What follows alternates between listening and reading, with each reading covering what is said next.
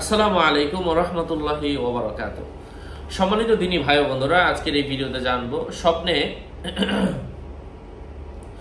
নিজে বিষ খেতে দেখলে, বিষ পান করতে দেখলে কি হয়।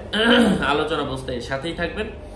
যারা এখনো চ্যানেলটি সাবস্ক্রাইব করেননি, সাবস্ক্রাইব করতে ভুলবেন না। স্বপ্নে কোনো মানুষ যদি বিষ পান করতে দেখে, এটা হচ্ছে শরীর ফুলে ফেটে পুজ হতে দেখার মতো, অর্থাৎ শরীর ফুলে ফেটে পুজ বের হওয়া, এটা যেমন মৃত্যুর কাছাকাছি চলে যায়, বিষ পান করাও একদিক থেকে মৃত্যুর আলামত। আবার কোন কোন ইমামের মতে বিষ পান করা সম্পদ পাওয়ার আলামত।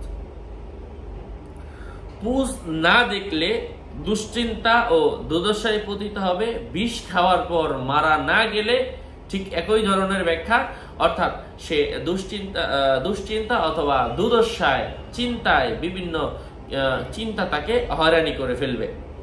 কারো মতে জীবন হরণকারী বিষ দেখা, কারো কারো মতে নিঃসন্দেহে মৃত্যুর আলামত বুঝতে হবে, অথবা সে ভবিষ্যতে কখনো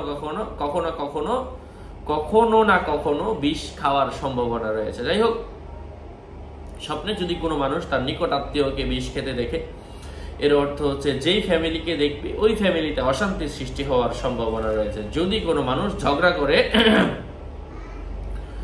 রাগ করে বিষ খেতে দেখে, এটা কারো কারো মতে অসুস্থ হওয়া অথবা দুরারোগ্য কোনো ব্যাধিতে আক্রান্ত হওয়ার সম্ভাবনা রয়েছে। স্বপ্নে কোনো মানুষ যদি তার সন্তানকে অথবা তার খুবই কাছের রক্তের মাহরাম যারা আছে তাদেরকে বিষ খেতে দেখে, এর অর্থ হচ্ছে যাদেরকে বিষ খেতে দেখবে তাদের মাধ্যমে সে উপকৃত হবে।